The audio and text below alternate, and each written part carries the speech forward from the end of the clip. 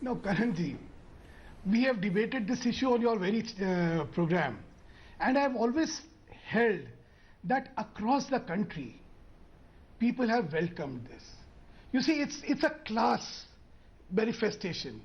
The class of people who believe in the law of land, who follow the law of land, versus people who violate the law of land with impunity. So there was a problem in a class of people who were on the wrong side of law. But all those who believed that law must be upheld have welcomed it, looking at this as a monumental step by this government, and it was a monumental success. Surveys after surveys all across the country and all across all medias indicated that people have overwhelmingly welcomed this step. Well, there are few like Mr. Rahul Gandhi who refuse to believe it.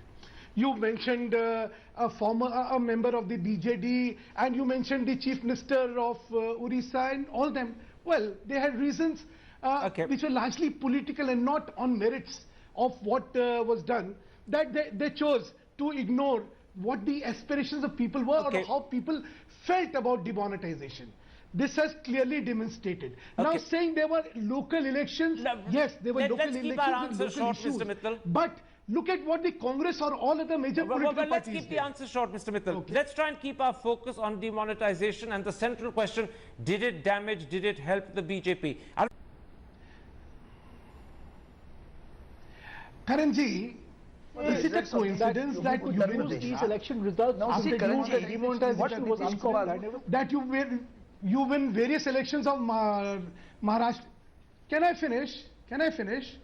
Is it a coincidence that you won Chandigarh? Is it a coincidence that now you win Orissa, where you were practically non-existent? You win now Maharashtra local body elections? No, it's not a coincidence. It is a credibility of the Prime Minister and his sincerity towards the nation. You know, you're not looking at the perspective. When he took the decision of demonetization, he never looked at its politics. You may all think it was a wise political decision. No. He looked at the need of the country. His decisions are prompted by his desire to serve this country, irrespective of the consequences, irrespective of what the cost would be political. So there is no gamble.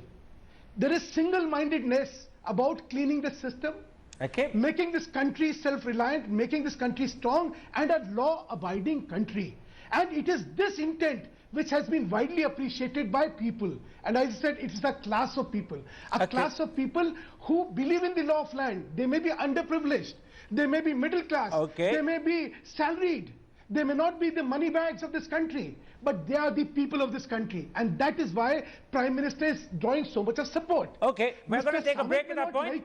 It's a very cogent argument you made. After the break, I'm going to come back and ask, does the trend that we've witnessed, does the conclusion that I'm drawing, but I should point out, which my panelists are quarreling with, but does the conclusion I'm drawing that demonetization has not damaged BJP's popularity and may arguably even have enhanced it, suggest something about the outcome that we could expect from Uttar Pradesh, Uttarakhand, Goa and Punjab?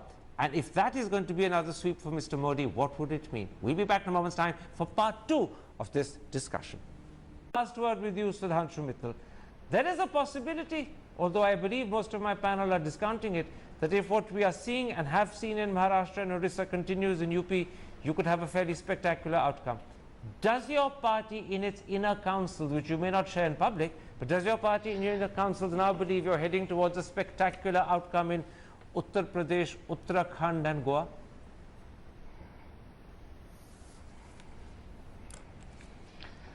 My answer to the doomsday seers, we are going to win UP.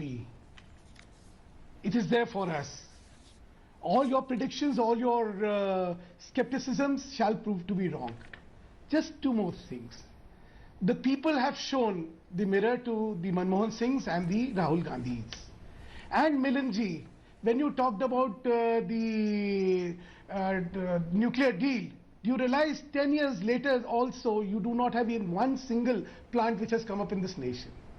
So here is a government which is acting for the people, doing its Raj Dharma of doing what is required for this nation, irrespective All what you did was political jugglery. Instead of following the Rajya, you had the 2 Gs, you had the 3 Gs, you had all kind of corruption. Here is a government. Taking us in a direction that was not intended by our Here is a program and our subject which today. is corruption-free, and that is the reason why people have faith on the Prime Minister but virtually off the page as well. That's the prerogative and pleasure of politicians. They have a right to answer my questions as they want, but sadly we've run out of time, so forgive me, I have to stop it there. But it's an intriguing thought that I want to leave with the audience. We've had many different answers, not necessarily a conclusive, definitive one.